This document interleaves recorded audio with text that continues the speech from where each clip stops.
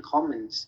Thì câu hỏi này trên Facebook của mình hay thấy là những cái người mà gọi là TikTok hoặc là vlogger phải không? Giống như là cô này tên là An Đen, rồi một con anh là tên là Khoai Lang Thang, rồi hồi trước mình có một cô người Trung Quốc là Lý Di Quy, để các bạn không biết mấy người này có thể Google ấy. Thì các bạn có biết những người này không, và họ có điểm chung gì đây?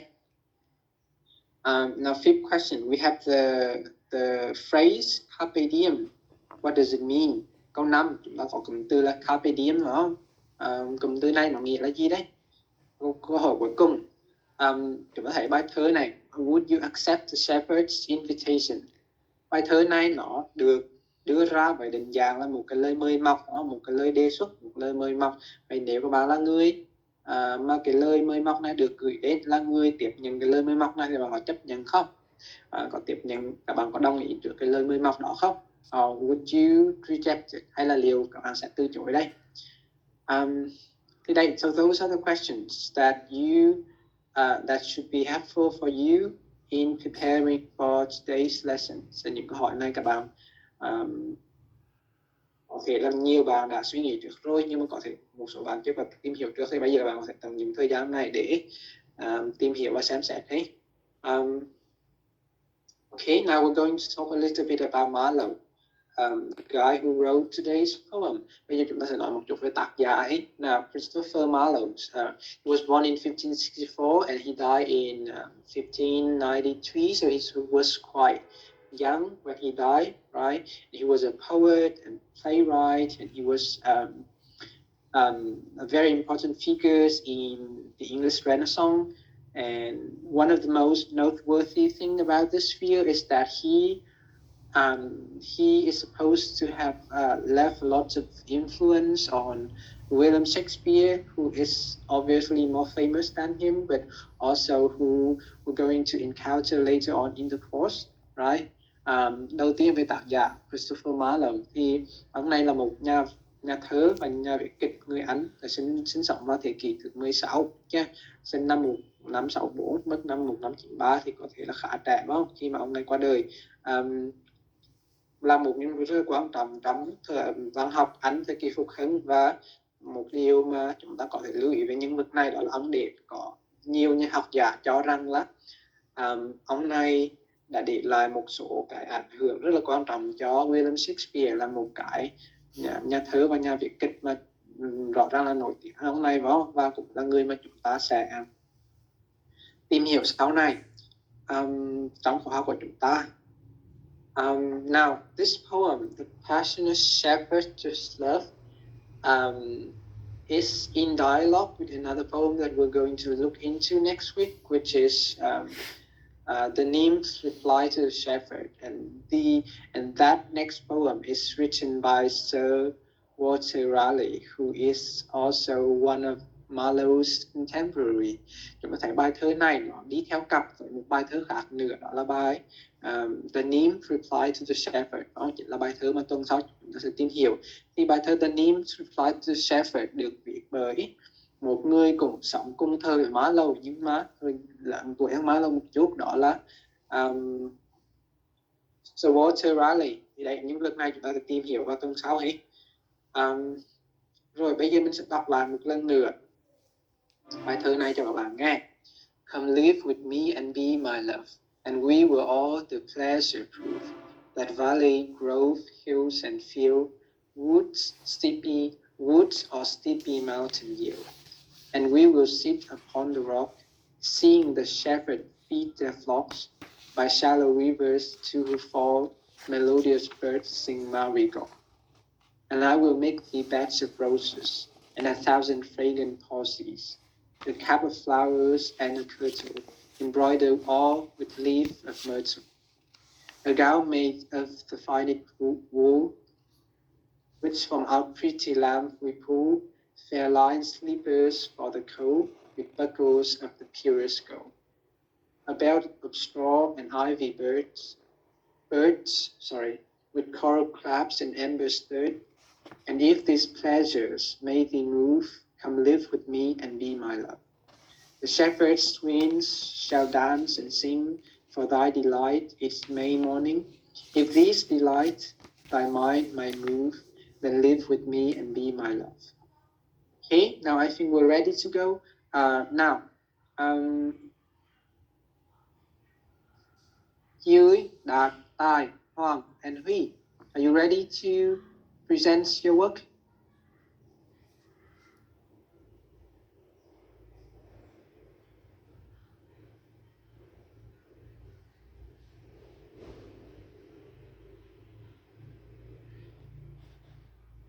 Hôm nay các bạn đã sẵn sàng trình bày chưa?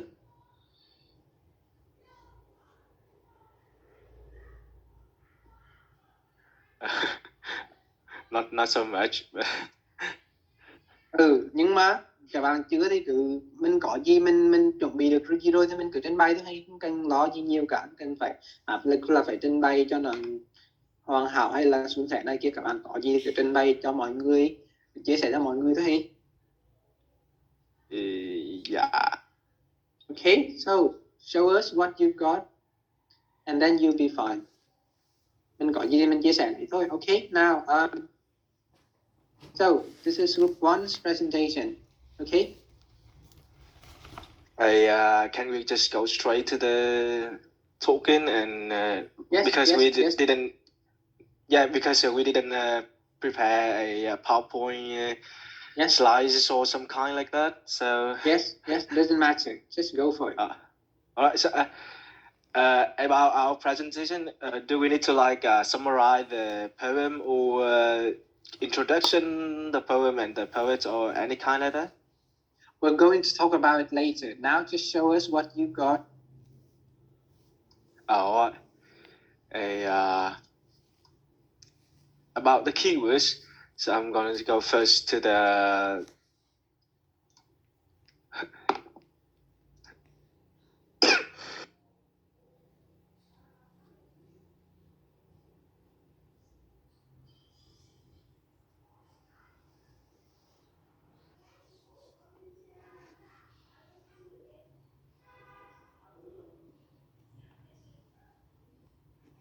Yes, go Gao, Nhi. Thank you. That was I was thinking as well.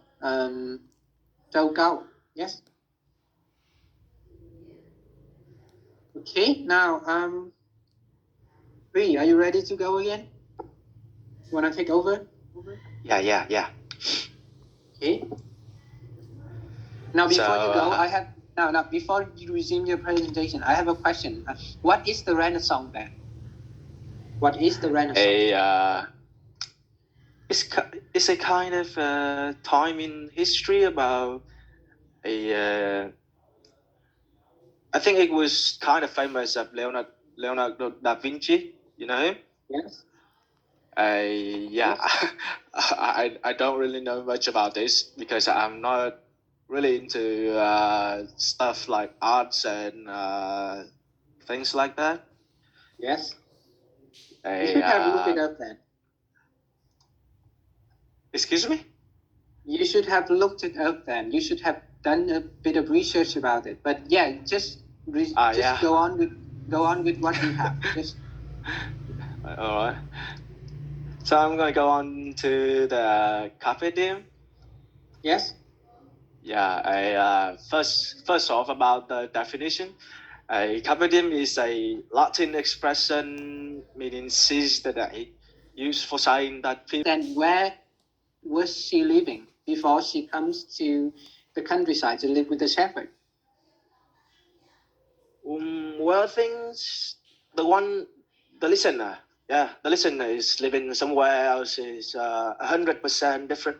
I'm sorry. I think the listener is 100% living from where is really different from where the readers live, because he's just pointing out just amazing points from the country, and if you do that, you the listener must the one that doesn't even know everything about the countryside. So yes. I think the listener is living in the city. Yes.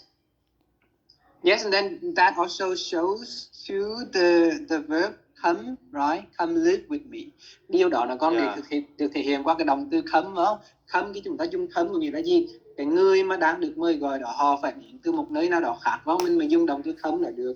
Có nghĩa là the love interest of the shepherd in this poem is supposed to come from somewhere else. She possibly must be living in the city or some kind of rural, some kind of urban setting, right? Thì mình có thể đoán ra là cái nhân vật mà bài thơ này được gửi gắm đến phải là một người sống ở một cái bối cảnh khác với cái khung cảnh đồng quê ở trong bài thơ này. Nào, okay? Yeah. That's great, Vi. Thank you. Now, I want to hear from other members of today's group. Các bạn còn lại trong nhóm hôm nay thì sao? Các bạn có chuẩn bị gì chưa? Các bạn có muốn chia sẻ gì không? Chi ơi, Đạt, Tài, Nicole, you want to share with us what you've got for today? Yeah, it's my Yes, Tài, go ahead. yeah with two other prompts. Yes. The first is the ecological tourism, which is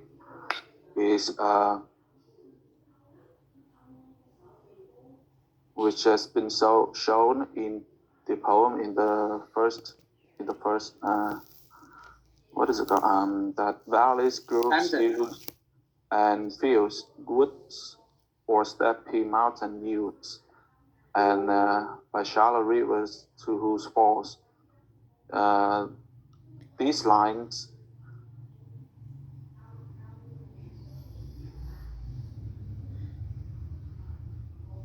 Yes. the author trying to express that the place is been the place he calls home if they are managed to come together.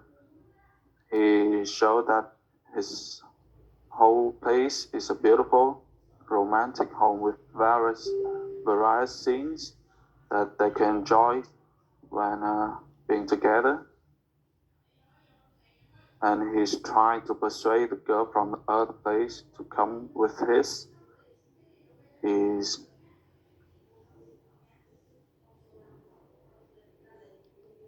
like outstanding or some sort. Then how ecological tourism is trying to keep as a tool to conquer the love or the girl. Does that make any sense? It does. So go on. And the second is the Garden of Eden, which is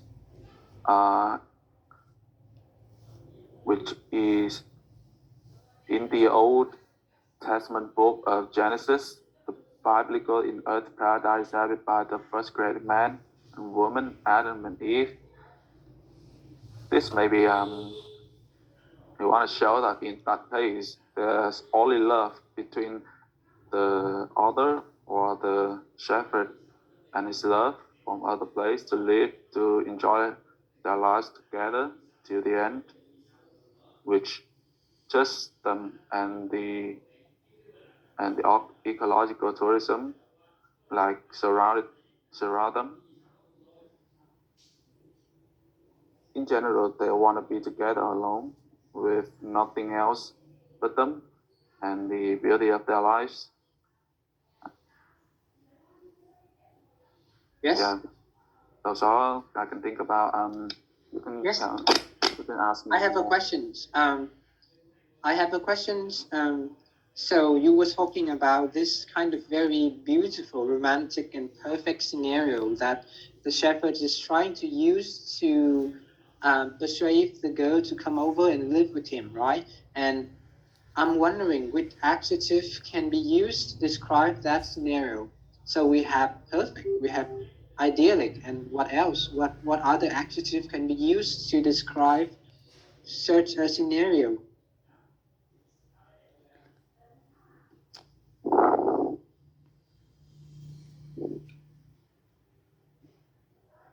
Holic. That's a holic scenario for them to be. And Holic? yeah, What does holic mean? It's like in the Bible loves, or the I don't know. Biblical. That's the only don't- thing I- I can. That's the only subject I can think of. Okay. The wonderful and the romantic are the best, the best Wonderful, adjective. romantic. What else? Think of the word idyllic. Do you know any synonyms or near synonyms to this word? Thanh bình, idyllic có nghĩa là thanh bình phải không? Bạn có biết từ nào nó gần nghĩa hoặc đồng nghĩa với từ này không ai? So we have idyllic. Các bạn có lại đi sao? Other students, do you know any synonyms or near synonyms to this word idyllic? Các bạn có lại thì sao?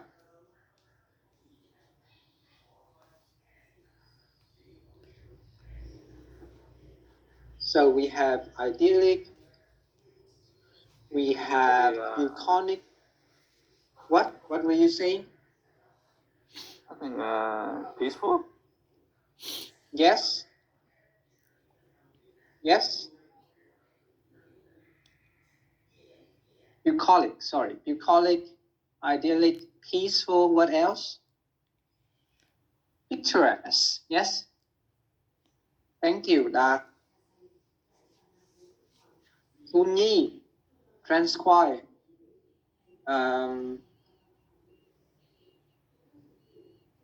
Restful. Yes. Please help me check the spelling for this word. I always have problem writing this word. Cái từ transcribe này rất là khó viết, phải không? Khi nào mình cũng bị quên cả. Transcribe rồi đấy, như vậy các bạn nhớ đấy. Restful. Thank you. Cẩm hương. Việt Đức. Rustic. Yes, thank you, Việt Đức. What else? What are the words? We also have Edenic, right?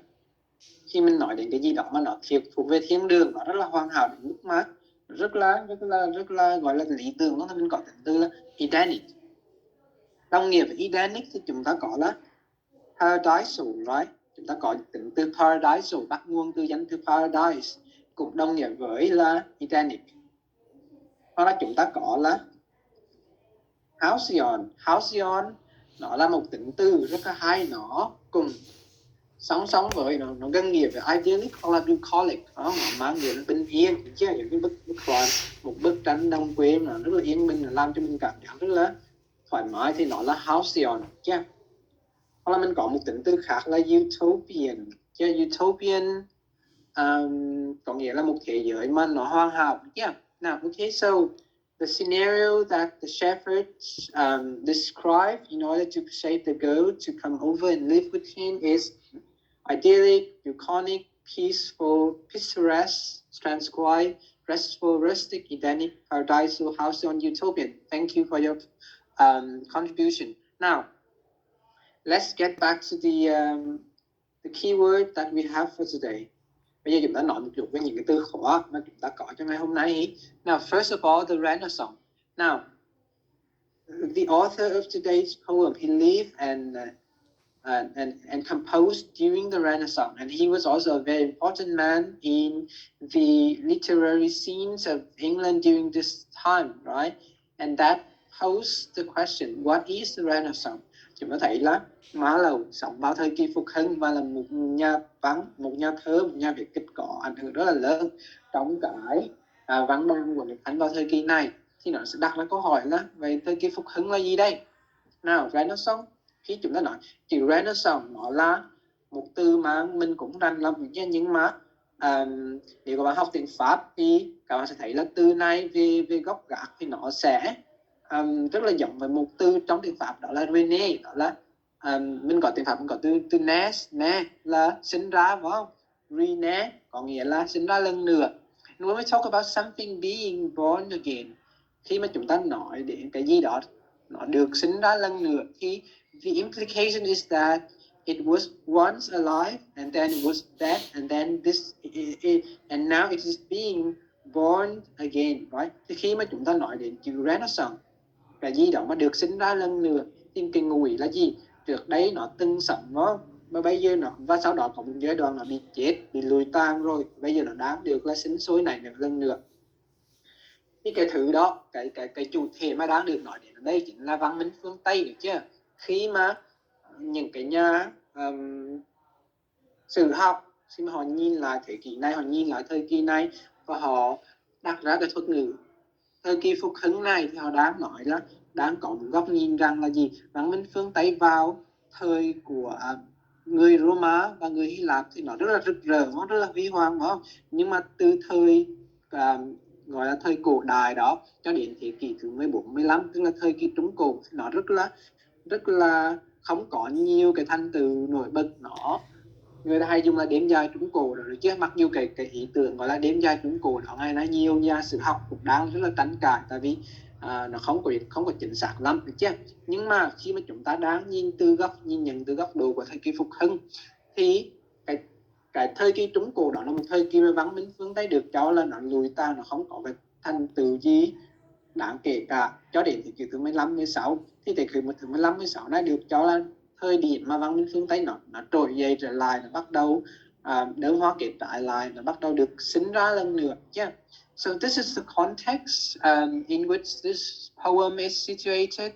Đó chính là cái bối cảnh lịch sử văn hóa mà bài thơ hôm nay nó tồn tại trong đó, được chứ? And some of the key ideas of the Renaissance. Now, the Renaissance is a very fascinating, very complicated period that that we should spend more time to talk about. But one of the key ideas and tenets of this period is humanism. The focus on the human instead of God and the divine. Thì thời kỳ này là một cái thời kỳ rất là thú vị và rất là phức tạp, và để tìm hiểu cho nó thấu đáo chúng ta phải cần nhiều thời gian, chứ? Nhưng mà một trong những cái luận điểm quan trọng nhất của triết học thời kỳ này đó là gì? Sự tập trung vào cái gọi là chủ nghĩa nhân văn, humanism. Nếu thời trước, từ thời kỳ Trung Cổ cũng như là thời kỳ trước đó, chúng ta thấy là sự tập trung sẽ đã được đưa ra, tức là sao? I'm having difficulty expressing this in Vietnamese. Trước đó chúng thấy là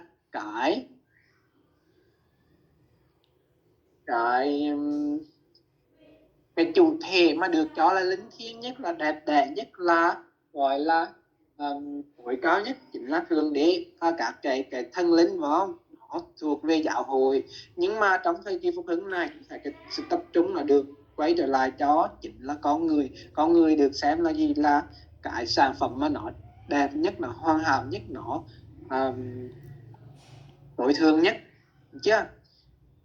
So you don't see that idea or any ideas of the Renaissance being reflected a lot in the today's poem, but nonetheless, I think it's useful to be aware of the cultural history of this period before we get into today's poem.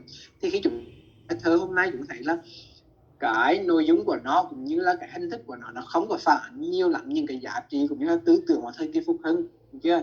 Nhưng mà mình cũng nghĩ là việc chúng ta tìm hiểu về Marlowe và bài thơ hôm nay thì nó rất là quan trọng, chúng ta biết được cái bối cảnh về văn hóa và lịch sử đó trước khi chúng ta tìm hiểu về bài thơ, được chưa?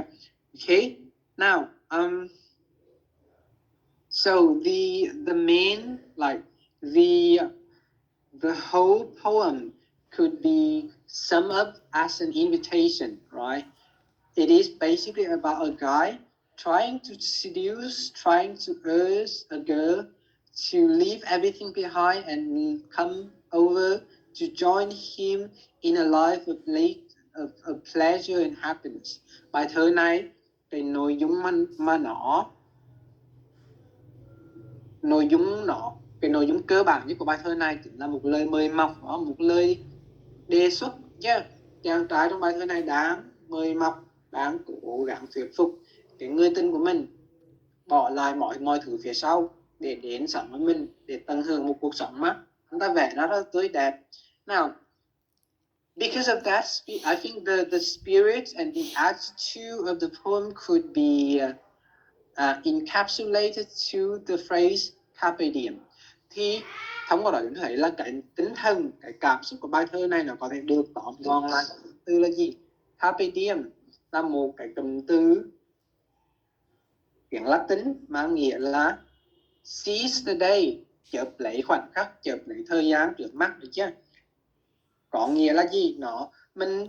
So you just live for the moment, you without consideration for the consequences of your action. In other words, you prioritize your own pleasure and well-being and think very little about the futures or the other practical consideration. Thì cái tinh thần của phong trào Carpe Diem này nó có thể được gọi gọn lại trong cái việc là chúng ta sống cho hiện tại, đúng không? Chúng ta ưu tiên những cái mà làm cho chúng ta vui, làm cho chúng ta hạnh phúc, và chúng ta không có suy nghĩ nhiều về tương lai cũng như là hậu quả của hành động chúng ta, cũng như là những cái khía cạnh liên quan đến thực tế.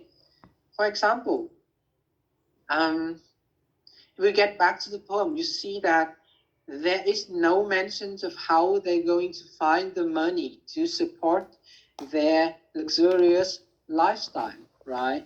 There's no mentions of how they're going to be able to have children and provide their children with a healthy and economically viable lifestyle. Chúng ta thấy là bài thơ này nó phản ánh cái tinh thần của Carpe Diem, mặc dù là nó không có xem xét gì, nó không tính tới việc là với một cái lối sống như vậy thì hai người này kiếm tiền đâu ra, hoặc là giả sử sau này có gia đình có con chẳng hạn thì tiền đâu ra để nuôi con và để chăm sóc cho con, đúng không? Thì so that's how the spirit of Carpe Diem it's reflected in the poem. Now,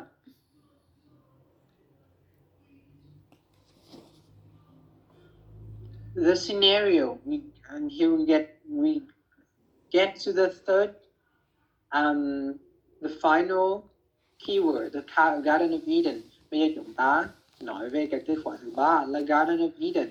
Now, Garden of Eden, as one of today's group has talked about, it's a reference in the Old Testament, right?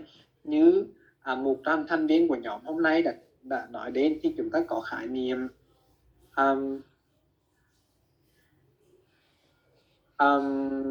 khu vườn địa đàng, đúng không? Garden of Eden là một cái điển tích, một cái danh từ mà được nhắc đến trong kinh Cựu Ước của Thiên Chúa Giáo. Và đợi mình một chút đi.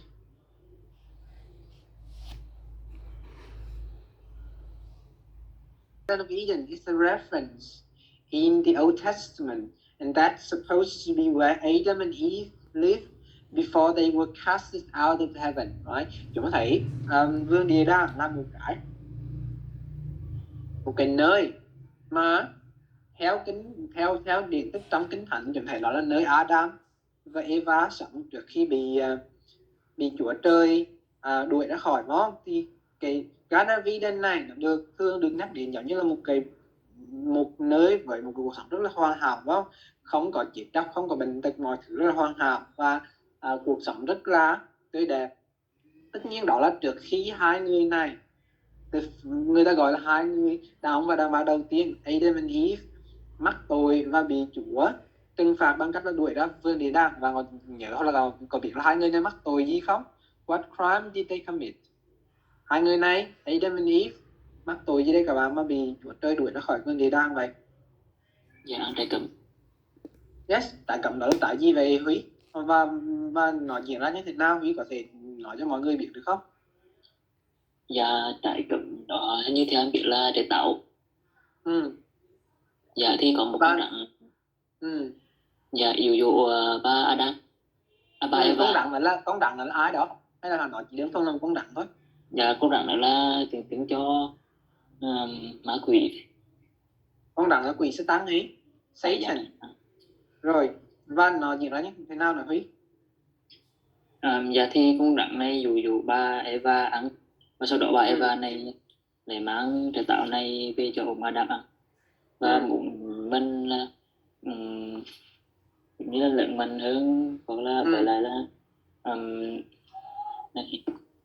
nói chung là hướng Đức Chúa Thiên Chúa thầy. Huy cho mình hỏi là vì sao con rắn này, vì sao quỷ Satan này lại dụ Eva mà không phải là dụ Adam?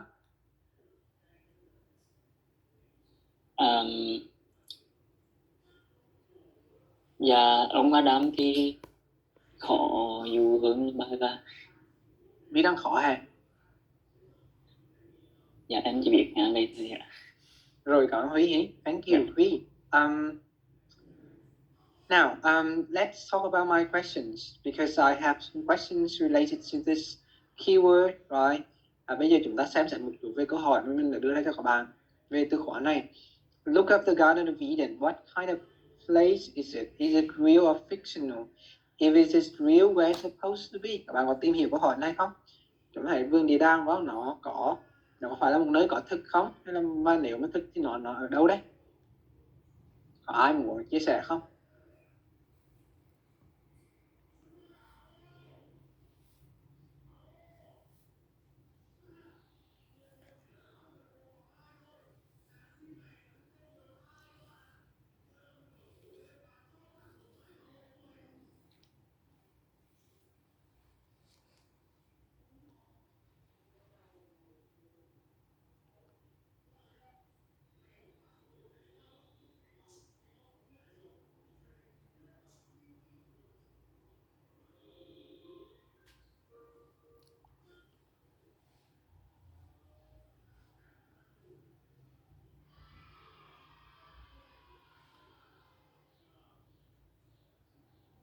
Chúng ta thấy này. So when we talk about the Garden of Eden, of paradise, there are certain kind of emotional and ideological implications associated with that reference, because now Garden of Eden and paradise, according to the Old Testament, is not a place where we can actually live, right? It is always being referred to as a place that a place from which we have been banished, a place that we no longer have access to. And because of that, whenever this image of the Garden of Eden, a paradise, is evoked, it always makes us feel this kind of longing or nostalgia or kind of self-pity, because it is such a beautiful place that we are no longer allowed into, right? Khi chúng ta nói đến cái vườn địa đàng hoặc là cái thiên đường này, chúng ta thấy là mỗi khi cái hình ảnh này nó được gợi đến, chúng ta thấy là gì? Nó sẽ gợi ra những cái phức hợp cảm xúc rất là đặc trưng. Tại vì khi chúng ta nghĩ đến cái khái niệm địa đàng hay là thiên đường thì chúng ta dựa vào kính cửa, chúng ta thấy là ngay lập tức đó là một cái nơi mà không phải là nơi mà chúng ta có thể thực sự sống nhá. Nó là một cái nơi mà chúng ta đã bị đuổi ra khỏi rồi. Chứ bây giờ khi mà nghe những cái hình ảnh, cái mô tả đó lại về cái gọi là paradise hoặc là Garden of Eden đó, thì nó sẽ tạo ra một cái cảm xúc nó thường theo hướng là gì? Tiếc nuối này chứ, mà mình tiếc nuối, mình muốn quay lại nhưng mà mình quay lại không được, tại vì ai cho vào đâu nữa đó. And because of that, let's talk about the poem. In this poem, we have a similar image of the Garden of Eden being portrayed, right? And that image of the Garden of Eden in this poem is similarly unrealistic, right? Unachievable. It evokes nostalgia and longing. It is not somewhere that you can actually live. It is not a lifestyle that you can actually afford, right? Thì khi chúng ta quay trở lại bài thơ này, chúng thấy là cái hình ảnh thiên đường, cái hình ảnh vườn địa đàng mà nó được mô tả, nó được gợi đến trong bài thơ này, chúng ta nó cùng gợi đến những cái cảm xúc tương tự, phải không? Tại vì cái hình ảnh về cuộc sống mà rất là hoàn hảo như vậy, rất là thanh bình như vậy, nó không có thực tế, phải không? Tại vì nếu hai người mà chỉ ngồi chơi như vậy thôi, không có làm gì cả, suốt ngày ngồi ngắm cừu rồi hát ca nhảy múa này kia, thì ai đem tiền tới cho mà sống, có ai phục vụ cho, phải không? Ai cung cấp thức ăn được uống cho nó không có thực tế, và nó là một hình ảnh mà chúng ta chỉ có thể mơ về thôi, chứ không phải là một cái nơi mà chúng ta có thể thực sự sống và trải nghiệm được. Yeah. Qua đó chúng thấy là cái lời hứa của chàng trai trong bài thơ này nó không có thực tế, nó không có thể hiện thực hóa được. Yeah. Now, let's talk about the final keyword. Bây giờ chúng ta sẽ nói về cái từ khóa cuối cùng. Ecological tourism, du lịch sinh thái. Ai cho mình biết là du lịch sinh thái là gì không, và nó khác với những loại hình du lịch khác như thế nào được không? What is ecological tourism and how does it differ from other forms of tourism? Ai muốn chia sẻ không?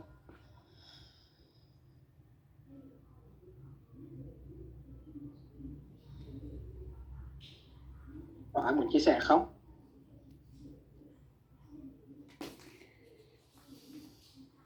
Mời Thu Nhi. As I know, ecological tourism is a kind of travel, and the main goal of that kind of travel is to educate the tourist about conservation efforts, while offering them a chance to to know more about the nature. But the other kind of tourism are not much concerned about the conservation of nature. And I think why being at the ecological tourism, they will be more responsible with the nature more than the others. Yes, thank you, Nhi. Now, I have another question for you. It's actually question number 4 in the 6 questions that I have provided for you. Do you know any of these bloggers? And if yes, what do they have in common? Nhi? I think the things they have in common is that they show their living, which is really peaceful, and is surrounded by the nature. Yes? Do you think it's authentic? It's realistic what they showed us? I think it's realistic, but it depends on the thinking of the other. It depends on each other. Depends on each other. Yes. Someone like it, or someone will not. Yes. So some people might find their portrayal of life in the countryside authentic, others might not. Thank you, Nhi. Now, other ideas, other contributions. Các bạn còn lại thì sao? Các bạn muốn chia sẻ gì nữa không?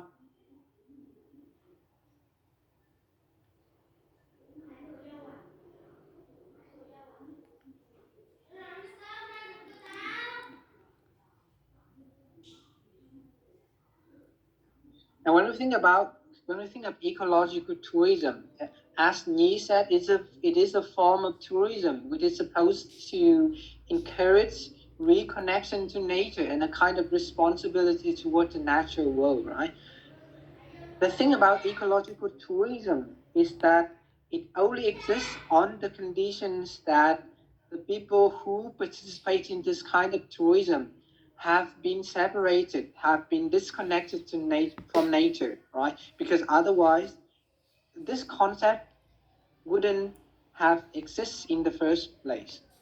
Khi chúng ta nói về khái niệm du lịch sinh thái, như bạn Nhi nói, đó là một cái loại hình du lịch mà có thể là giúp người tham gia kết nối và đến gần hơn với thiên nhiên đó. Và khi chúng ta nói như vậy thì chúng ta ngầm định là du lịch sinh thái nó chỉ có thể tồn tại được với điều kiện là những người tham gia vào loại hình du lịch này họ phải là sống cách xa thiên nhiên, nó sống cách xa với môi trường sinh thái bên ngoài, nó có thể là họ phải là những người thành phố chẳng hạn, họ là những người sống ở những nơi mà thiên nhiên không còn nhiều chẳng hạn. Now, And with that we comes to the construction of the countryside. Vậy thì ngâm định trong cái mà gọi là ecological tourism, đó là một cái tầm nhìn, là một cái hình ảnh, một cái cách hiểu rất là đặc trưng về cuộc sống ở vùng quê, phải không? Tại vì khi mà những cái người mà đi tham gia vào cái phong trào du lịch sinh thái này, họ đi đến những cái nơi mà ví dụ như đi đến những cái vùng ngoại ô chẳng hạn, hoặc là vùng quê chẳng hạn, thì trong đầu họ có một cái góc nhìn rất là cụ thể, một cái tưởng tượng rất là cụ thể về cuộc sống ở đó, phải không? Sẽ có những nó rất là yên bình, nó rất là sạch sẽ, nó rất là không khí rất là trong lành, rồi giá cả rất là rẻ, rồi người dân rất là hiền lành, rồi rất là thân thiện, rồi mọi người sống ta hòa với nhau, gần gũi thiên nhiên chẳng hạn chứ.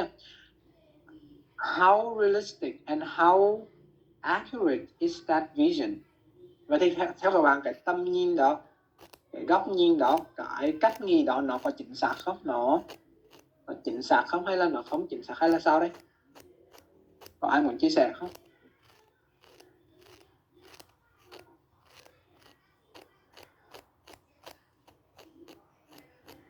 How realistic or how accurate is that vision of life in the countryside that ecological tourism is trying to promote?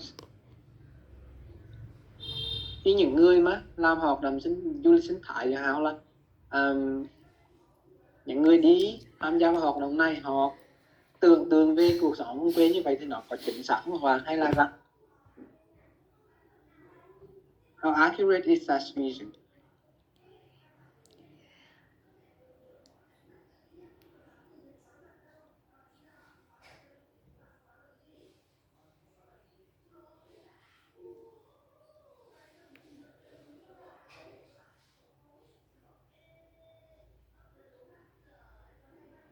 Okay, now let's talk about postmodernism. Bây giờ chúng ta nói một chút về chủ nghĩa hậu hiện đại, được chưa? Ở đấy có ai quen thuộc không? Có ai có biết gì về chủ nghĩa hậu hiện đại không?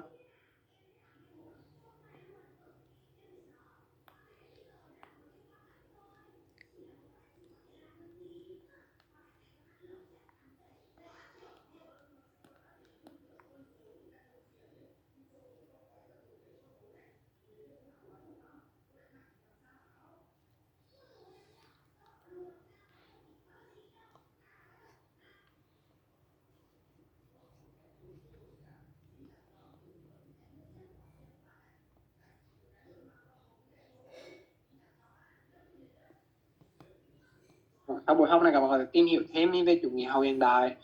Chủ nghĩa hậu hiện đại là một cái phong trào triết học, nó rất là phức tạp chứ mình cũng rành lắm chứ, nhưng mà một số cái đặc điểm, một số cái triết lý mà nổi bật của phong trào này đó là relativism, chủ nghĩa tương đối, thuyết tương đối, tức là mọi thứ là rất là tương đối, không có rạch ròi. Thứ hai là absence of meta narrative. Trong chủ nghĩa hiện đại thì chủ nghĩa hậu hiện đại người ta cho rằng là thực tế xã hội nó không có thể được giải thích bằng một cái meta narrative, một cái cụm từ này tiếng Việt hình như nó có từ tiếng Việt mình biết là gọi là gì, tức là sao? Ví dụ chúng ta quay trở lại thời kỳ khai sáng, Enlightenment, thì cái meta narrative của thời kỳ khai sáng chính là gì? Là khoa học và trí óc của con người có thể là giải quyết hết mọi vấn đề, có thể là vượt qua khỏi cái ranh giới và những cái giới hạn mà Chúa Trời đã tạo ra, vốn thì đó chính là cái meta narrative của thời kỳ khai sáng. Nhưng mà chủ nghĩa hậu hiện đại người ta cho rằng xã hội này không có thể được giải thích bằng một cái meta narrative như vậy chứ. Cái một trong những một cái cách suy nghĩ tiếp theo của postmodernism mà chúng ta sẽ nói đến ở đây, đó là chủ nghĩa hậu hiện đại cho rằng thực tế là một cái thực tế, tức là cái cuộc sống xung quanh chúng ta, cái thực tế mà chúng ta đang trải nghiệm này chỉ là một cái mental construct, tức là một cái được xây dựng nên nó không có thực chứ. Now, I don't totally agree with this with postmodernism, but I think it kind of makes sense in a certain way. Mình không có tin vào cái chủ nghĩa này một cách 100%, nhưng mà khi chúng ta xem xét những cái ý tưởng này với cái khái niệm, với cái bối cảnh là du lịch sinh thái mà chúng ta đang là đến ở đây, thì nó sẽ có một phần nào đó nó hợp lý. Tại vì sao khi chúng nó nói này?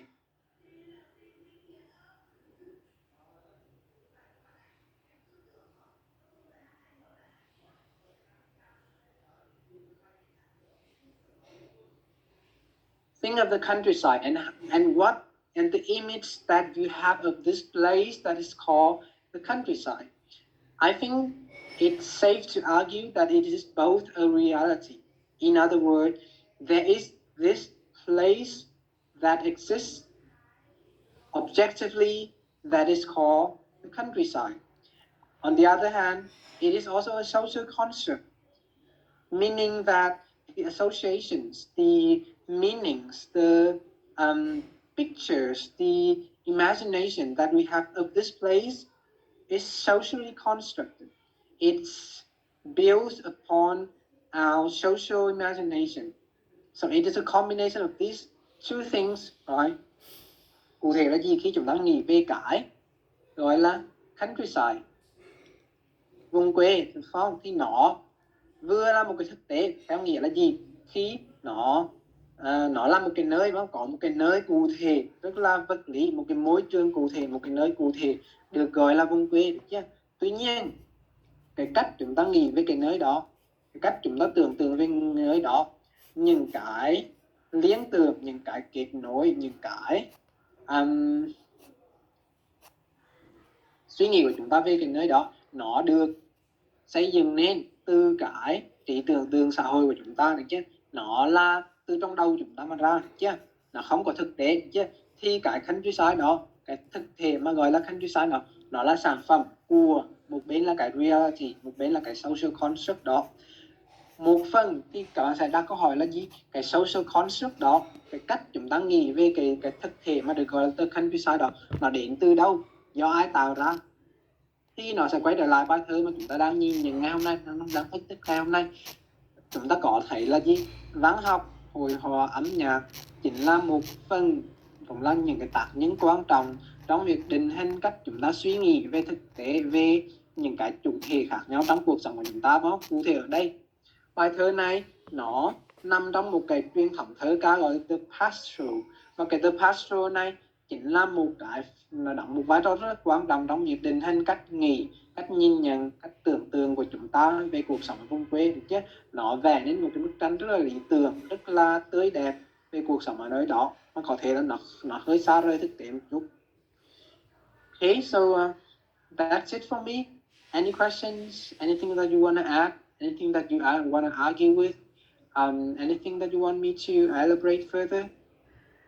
Có chỗ nào bạn không hiểu, có câu hỏi gì không? Hoặc là có chỗ nào bạn không đồng ý với mình không?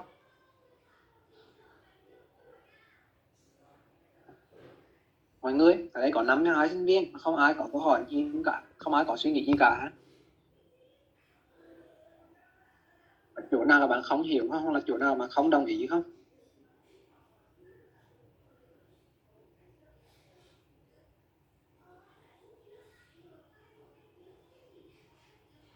It's always boring when everybody agrees with each other, right? It's more fun when there's some disagreement. So disagree with me.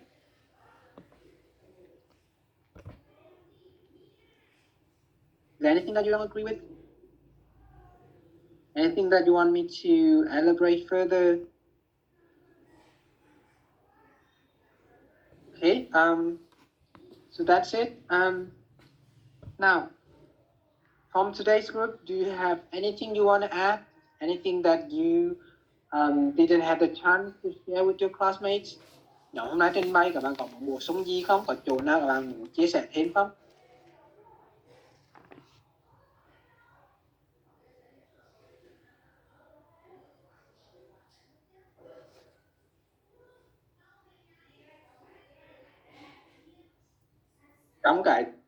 Trong cái bảng phân nhóm chúng ta thấy là bài hôm nay chúng ta vẫn chưa có nhóm phụ trách là tóm tắt nội dung bài học và đưa ra câu hỏi. Thì nhóm nào nếu mà chưa có chọn bài để tóm tắt và đặt câu hỏi thì nhanh chóng các bạn hoàn tất hết, để được buổi học hôm sau là chúng ta đã có một cái tóm tắt và các câu hỏi cho bài hôm nay.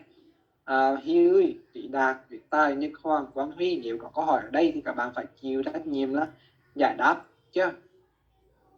Okay, I think we're good to go for today. Thank you for showing up. Okay, no, but before we go, I have some comments for today's presentation.